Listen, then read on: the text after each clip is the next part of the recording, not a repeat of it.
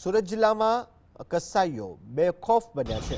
સુરતના માંગરોળમાં હથોડા ગામે ગૌરક્ષકો અને પોલીસ પર કસાઈઓએ હુમલો કર્યો હતો। આ સમગ્ર ઘટનામાં પોલીસે 22 શંકાસ્પદોની અટકાયત કરી છે।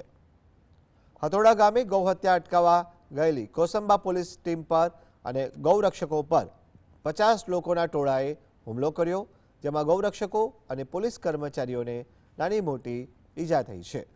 જેને પગલે હથોડા ગામે પોલીસનો મોટો કાફલો તૈનાત કરાયો, કોમ્બિંગ કરાયું। 7 પીઆઈ, 15 પીએસઆઈ સહિત 15 પોલીસ ટીમોને સાથે રાખી કોમ્બિંગ હાથ ધરાયું। દરમિયાન 22 શંકાસ્પદોની અટકાયત કરી તમામને કોસંબા પોલીસ મથકે લઈ જઈ સઘન તપાસ કરાઈ। પોલીસે ફરિયાદી બની એટેમ્પ્ટ ટુ મર્ડર તેમજ રાયોટિંગનો ગુનો દાખલ કર્યો છે।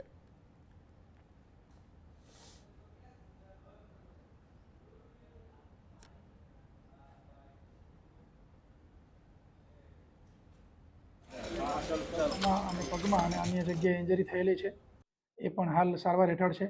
અને જે પોલીસમેન છે અમારા, એમને પણ હાથ ઉપર ઇન્જરી થયેલી છે, એ પણ સારવાર હેઠળ છે।